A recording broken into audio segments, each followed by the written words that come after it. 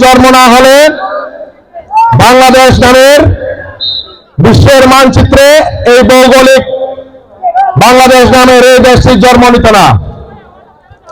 বহুদলীয় গণতন্ত্রের প্রবক্তা, সার্কের স্বপ্নদ্রষ্টা এবং বিশ্বের সাথে বাংলাদেশের বাণিজ্যিক অবকাঠামোর উন্নয়নের একমাত্র স্বপ্নদ্রষ্টা শহীদ প্রেসিডেন্ট জিয়াউর রহমান। তিনি বাংলাদেশ স্বাধীনতার সময় একজন আর্মি মেজর হিসেবে পাকিস্তানের মেজর ছিলেন। বাংলাদেশের সাথে যখন পাকিস্তানে যুদ্ধ লেগে যায় তখন তিনি বাংলাদেশের পক্ষেই যুদ্ধ করেছেন এবং পাকিস্তানের বেতনে চাকরি করে বাংলাদেশের পক্ষে যুদ্ধ করেছেন।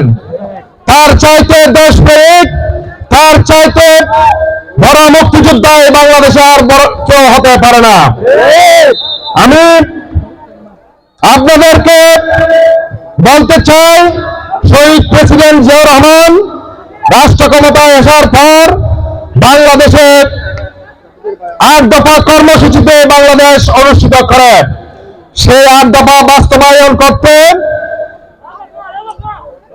তিনি সক্ষম হননি, কারণ এই যে বাংলাদেশের যখন উন্নয়ন শুরু করে, বাংলাদেশ নামের যে দেশটি সৃষ্টি হয়েছিল, যে দেশটি উন্নয়নের কান্ডারি হিসেবে রাষ্ট্রপতি জিয়াউর রহমান হাল ধরেছিল, পার্শ্ববর্তী দেশ এই দেশকে সহ্য করতে না পারে তাকে হত্যা করেন এবং আজকে তার এই সুযোগ্য পুত্র এবং বাংলাদেশের 3 বারের প্রধানমন্ত্রী বেগম খালেদা জিয়ার সুযোগ্য সন্তান দেশনায়ক তারেক রহমান 31 দফা কর্মসূচি পালনের জন্য দেশবাসীকে এবং যারা নেতৃবৃন্দ আছে, যুবদল, ছাত্রদল, স্বেচ্ছাসেবক দল নেতৃবৃন্দদেরকে অনুরোধ জানাচ্ছেন, ঠিক শহীদ প্রেসিডেন্ট জিয়াউর রহমানের দাবিকে 31 দফায় নিয়ে বাংলাদেশকে অবকাঠামো উন্নয়নের জন্য সবাইকে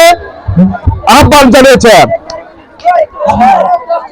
হ্যালো, আমি আজকের খেলার উদ্বোধনী খেলা যেভাবে সুন্দর এবং সুশৃঙ্খল ভাবে পরিবেশিত হয়েছে, আমি আশা করব আগামী খেলাগুলো এবং ফাইনাল খেলা পর্যন্ত এইভাবে সুশৃঙ্খল ভাবে নিয়ে যেতে পারবেন এই আশা ব্যক্ত রেখে আমি আমার বক্তব্য এখানে শেষ করলাম। বাংলাদেশ জাতীয়তাবাদী দল জিন্দাবাদ, বাংলাদেশ জাতীয়তাবাদী যুবদল জিন্দাবাদ, বাংলাদেশ জাতীয়তাবাদী স্বেচ্ছাসেবক দল জিন্দাবাদ, বাংলাদেশ জাতীয়তাবাদী ছাত্র দল জিন্দাবাদ। আসসালামু আলাইকুম।